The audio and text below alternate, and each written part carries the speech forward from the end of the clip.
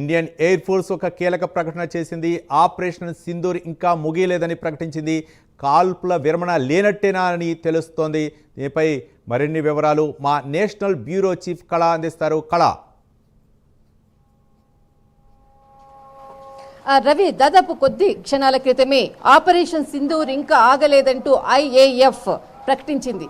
దాదాపు ఏదైతే మనకు నిన్న 5 గంటల నుంచి జరుగుతున్నటువంటి పరిణామాలు, ఒకవైపు ఇండియా పాకిస్తాన్కి సంబంధించినది కాల్పుల విరమణకు కూడా అంటే ఏదైతే యుద్ధ మేఘాలు కమ్ముకున్నటువంటి సమయంలో ఇరు దేశాలు కూడా మూకుమ్మడిగా ఇద్దరు కూడా అంటే అటు భారత్ తర్వాత ఇటు ఏదైతే మనకు పాకిస్తాన్ రెండు కూడా చర్చలకు సిద్ధమంటూ ఒక ప్రకటన వెలువడింది. అయితే రేపు మధ్యాహ్నం 12 గంటలకు చర్చలు జరగబోతున్నటువంటి పక్షంలో ఒకవైపు ఈ రోజు ఉదయం నుంచి కూడా చాలా కీలకమైనటువంటి చర్చలు జరుగుతున్నాయి.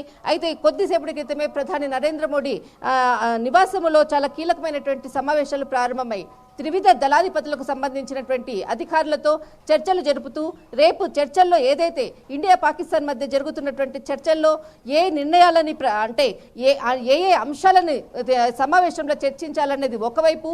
అయితే ఇప్పుడు ప్రస్తుతం నిన్న రాత్రి నుంచి జరుగుతున్నటువంటి పరిణామాలపై ప్రస్తుతం దేశంలో ఉన్నటువంటి అన్ని తీర ప్రాంతాల్లో ఉన్నటువంటిది గుజరాత్ కానీ గుజరాత్ కానీ తర్వాత మనకు పంజాబ్ కానీ జమ్మూ కాశ్మీర్ ఈ మనకు ఉత్తరాఖండ్ ఈ ప్రాంతాలంతా కూడా పరిస్థితులను కూడా ఎప్పటికప్పుడు కూడా తీర ప్రాంతం అంటే ఏదైతే నియంత్రణ రేఖ వైపు ఉండేటటువంటి అన్ని గ్రామాల పరిస్థితులను అన్నిటిని కూడా సమాచారాన్ని తీసుకునేటటువంటి మొత్తము త్రివిధ దళాధిపతులతో కూడా ఈ సమావేశంలో చర్చించారు.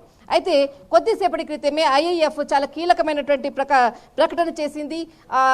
ఆపరేషన్ సింధూర్ ఆగలేదు, ఖచ్చితంగా ఇది ముందుకు వెళ్తుంది అన్నటువంటిది ఒక కీలకమైనటువంటి అంశాన్ని ప్రకటించింది.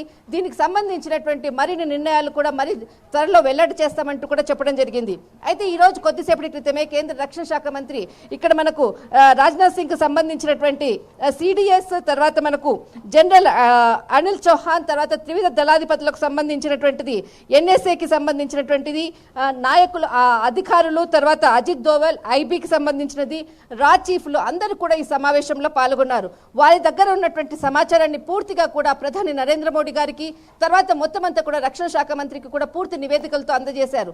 అంటే నిన్న రాత్రి నుంచి దాదాపు మనకు అమృత్సర్ అనుకోవచ్చు, కాశ్మీర్ అనుకోవచ్చు, జమ్మూ ప్రాంతం కావచ్చు, అన్ని చాలా ప్రాంతాల్లో కూడా డ్రోన్లతో దాడి చేసినటువంటిది ఉన్నటువంటి సిచ్యువేషన్తో ఏ విధమైన అంటే ఒకవైపు కాల్పుల ఉల్లంఘనకు కూడా మొత్తము అతిక్రమించి కూడా దాడులు చేస్తున్నటువంటి పాకిస్తాను ఎప్పుడైతే ఓకే అని చెప్పింది మరి తర్వాత 3 గంటల తర్వాత తిరిగి దాడులు ప్రారంభించింది. ఒకవైపు ఇతర దేశాల నుంచి కూడా ఒత్తిడి అంటే రేపు ఏదైతే ఇరు దేశాల మధ్య ఏదైతే సమావేశం జరుగుతుందో తీసుకోవాల్సిన నిర్ణయాలపై పూర్తి సమాచారంతో కొద్దిసేపటి క్రితం సమావేశము ప్రారంభమైంది. బట్ ఈ సమావేశం IAFకి సంబంధించింది బయటకు వచ్చిన తర్వాత ఖచ్చితంగా ఆపరేషన్ సింధూర్ ముందుకు వెళ్తుందంటూ కూడా చెప్పడం జరిగింది. రవి. రైట్ కళ. అంటే త్రివిధ దళాధిపతులకు గతంలోనే పూర్తి అధికారాలు అప్పచెప్తున్నట్లు గతంలో ప్రకటించారు. కానీ ఇప్పుడైతే మాత్రం అంటే రేపు జరగబోయే సమావేశాన్ని గురించి ముఖ్యంగా అమెరికా మధ్యవర్తిత్వం వహిస్తున్నటువంటి నేపథ్యంలో అమెరికాకు ఏ విధమైనటువంటి సమాచారం ఇవ్వాలా, ఏ అంశాలపై చర్చించాలనే అంశాలపై శాంతి ఒడంబడికల గురించి ఏమైనా చర్చించే అవకాశాలు ఉన్నాయనుకోవచ్చా? నిన్న జరిగినటువంటి పరిణామాలు ఏవైతే ఉన్నాయో పాకిస్తాన్ కవ్వింపు చర్యలకు పాల్పడిందో ఆ పాకిస్తాన్కి అంటే త్రివిధ దళాధిపతులు కూడా ఎక్కడా కూడా శాంతి చర్చలకైతే మాత్రం మొగ్గు చూపలేదు. ఒక అమెరికా పెద్దన్న పాత్ర పోషిస్తూ శాంతికి రండి అని పిలుపునివ్వటంతో భారత్ మొగ్గు చూపినటువంటి నేపథ్యంలో ఈరోజు ప్రధాని నరేంద్ర మోదీ ఎలాంటి వివరాలు వెల్లడిస్తారు, ఈ అంశాలపై ఎలాంటి నిర్ణయం తీసుకుంటారని అందరూ కూడా ఆసక్తిగా ఎదురు చూస్తున్నా అనుకోవచ్చా కళ? ఖచ్చితంగా 15 గంటల తర్వాత కూడా ప్రధాని నరేంద్ర మోడీ గారు దీని మీద స్పందించలేదు అంటూ కూడా అందరూ కూడా ఒకవైపు ఎంతో ఉత్కంఠతో ఎదురు చూస్తున్నారు. కానీ ఎప్పుడైనా కానీ ఒక నిర్ణయం ప్రకటించే ముందర చాలా ఆలోచించి ప్రభుత్వం అడుగులు వేయాల్సినటువంటి కీలకమైనటువంటి సమయము.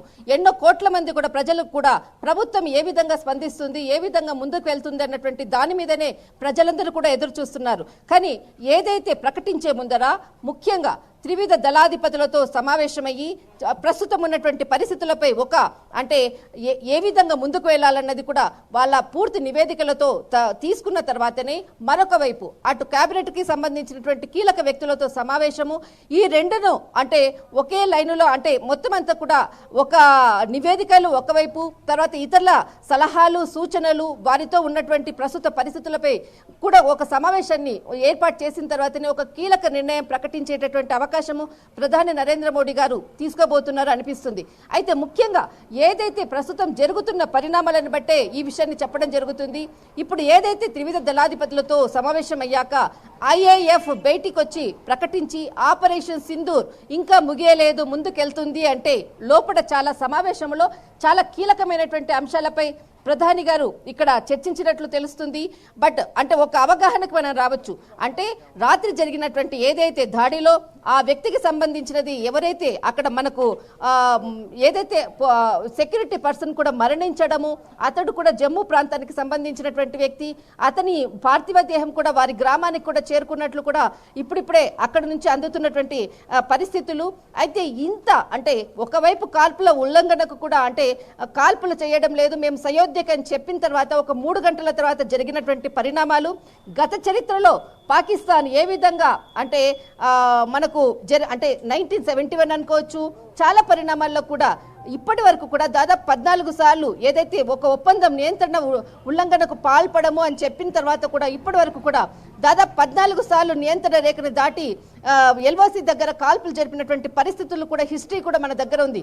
దాన్ని దృష్టిలో పెట్టుకొని ఒకవేళ ఇప్పుడు ఏదైతే చర్చలు రేపు జరగబోయేటటువంటి చర్చల్లో ఒకవేళ పాకిస్తాన్ మరి ఏదైనా హద్దు మీరి ముందుకు దాటి అంటే హద్దు మీరిన తర్వాత మరి ఒకవేళ కాల్పులకు ఏదైనా పాల్పడితే ఏ విధంగా ఉంటుందన్న విషయాన్ని మాత్రం రేపు చర్చించబోయేటటువంటి సమావేశం చాలా కీలకం. రవి, రైట్, థ్యాంక్ యూ కళ.